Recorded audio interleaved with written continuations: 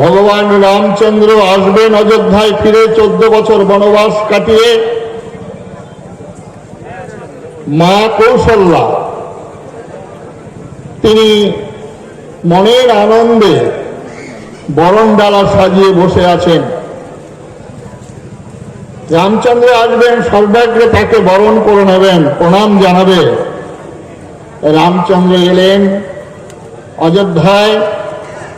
তিনি ঘুরে ঘুরে দেখছেন ছিন্ন বস্ত্রা মলিন বস্ত্র পরিহিত মাতা কইকেয়ী সেই সভার এক কর্নারে বসে কাঁদছেন। রামচন্দ্র এসে আমাকে ধিক্কার জানাবেন, আমার জন্যই আজকে অযোধ্যার এই দশা, আমার জন্যই আজকে রামচন্দ্রের এই বনবাস। তিনি ভাবছেন। রামচন্দ্র এলেন, ঘুরে ঘুরে দেখে দেখে সর্বপ্রথম প্রণাম করলেন মাতা কইকেয়ীকে। মা, তুমি আমাকে আশীর্বাদ করেছ, তুমি যদি আশীর্বাদ না করতে তাহলে বনবাসী, গিরিবাসী, আদিবাসী ভাইদের জীবনযাত্রা আমি কোনোদিনই বুঝতে পারবো না।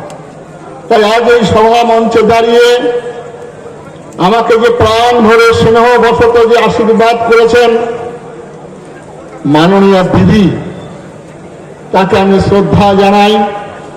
তিনি যদি আজকে আমার সম্পর্কে এই বক্তব্য না রাখতেন তাহলে বাংলার ঘরে ঘরে গ্রামে গঞ্জে আমার নাম কোনোদিনই পৌঁছাতো না। তাই আমি আমার দিদিকে সশ্রদ্ধ প্রণাম নিবেদন করছি।